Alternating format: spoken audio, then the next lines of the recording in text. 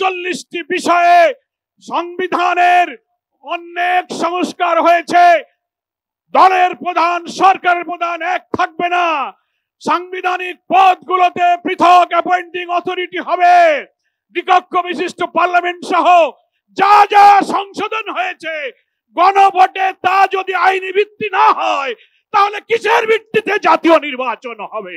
আমরা আজকে দেখতে পাচ্ছি বাংলাদেশের রাজনীতির ইতিহাসে স্বাধীনতার 54 বছর পর ঐতিহাসিক পল্টন মোড়ে এই বিশাল যে মহাসমাবেশ, এটা আগামী দিনের রাজনীতির একটি মাইল ফলক হয়ে থাকবে।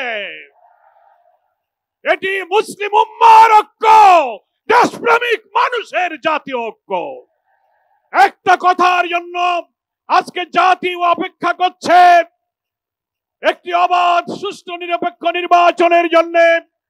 সরকারের গঠিত জাতীয় ঐক্যমত্য কমিশন প্রায় 9 মাস চেষ্টা করে সাংবিধানিক, রাজনৈতিক, প্রশাসনিক, বিচার বিভাগীয় নানান সংস্কারের মধ্য দিয়ে আমরা যখন প্রায় একমত হয়েছি আগামী 26 ফেব্রুয়ারির নির্বাচনের জন্য, তখন একটি মহল থেকে ষড়যন্ত্র শুরু হয়েছে।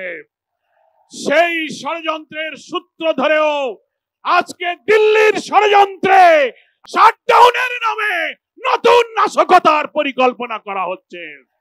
এই সুযোগ বন্ধ করে আমরা সরকারের কাছে আবেদন জানাতে চাই, যারা দাবি করছেন একদিনে গণভোটার জাতীয় নির্বাচন হবে, আমরা বাংলাদেশের সকল সংবিধান বিশেষজ্ঞ একমত।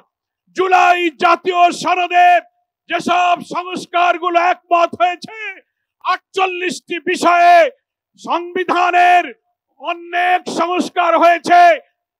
দলের প্রধান, সরকারের প্রধান এক থাকবে না। সাংবিধানিক পদগুলোতে পৃথক অ্যাপয়েন্টিং অথরিটি হবে। দ্বিকক্ষ বিশিষ্ট পার্লামেন্ট সহ যা যা সংশোধন হয়েছে গণভোটে, তা যদি আইনি ভিত্তি না হয় তাহলে কিসের ভিত্তিতে জাতীয় নির্বাচন হবে?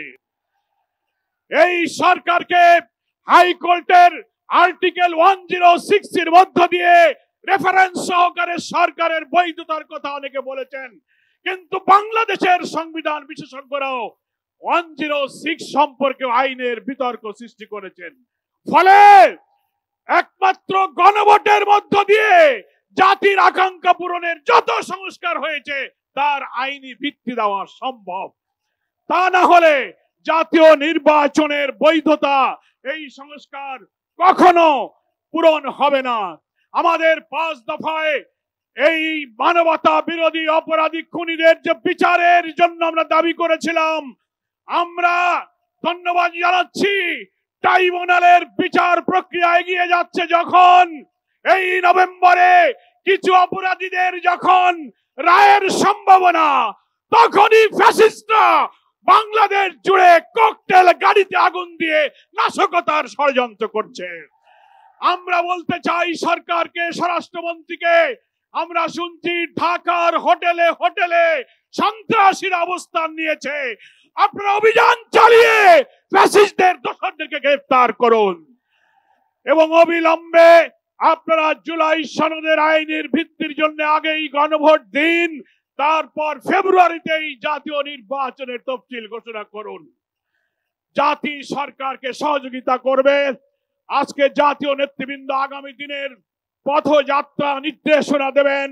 আপনাদের সকলকে 8 দলের এই ঐতিহাসিক প্রথম জাতীয় নেতৃবৃন্দ জাতির সামনে হাজির হয়েছেন। মহান আল্লাহর কাছে আমরা শুকরিয়া জানাই। এই ঐক্যের মধ্য দিয়ে একটি নতুন মানবিক বাংলাদেশ বিনির্মাণে এই জাতি এগিয়ে যাবে, এই আকাঙ্ক্ষা ব্যক্ত করে আমার বক্তব্য শেষ করছি। আল্লাহ হাফেজ। বাংলাদেশ জিন্দাবাদ। গণভোটের মধ্য দিয়ে জুলাই জাতীয় সনদের আইনি ভিত্তি প্রদান সহ 5 দফা গণদাবিতে আজকের ঐতিহাসিক পল্টন মোড়ে এই জনসমুদ্রের সম্মানিত সভাপতি, বাংলাদেশের মুসলিম উম্মার ঐক্যের অন্যতম রাহবার পীর সাহেব চরমনাই, ইসলামী আন্দোলন বাংলাদেশের সম্মানিত আমির, আজকে মঞ্চে উপবিষ্ট এই জনসমুদ্রের সম্মানিত প্রধান অতিথি, বাংলাদেশ জামাত ইসলামীর সম্মানিত আমির, মজলুম জননেতা ডাক্তার শফিকুর রহমান, আজকের এই জনসমুদ্রের সম্মানিত বিশেষ অতিথি, বাংলাদেশের বরেণ্য আলেমে দ্বীন, বাংলাদেশ খেলাফত মজলিসের সংগ্রামী আমির আল্লামা মামুনুল হক সাহেব, আজকের এই ইতিহাস সৃষ্টিকারী মঞ্চে উপবিষ্ট সম্মানিত জাতীয় নেতৃবৃন্দ, সাংবাদিক বন্ধুগণ, আমার প্রিয় দেশবাসী ভাই সব,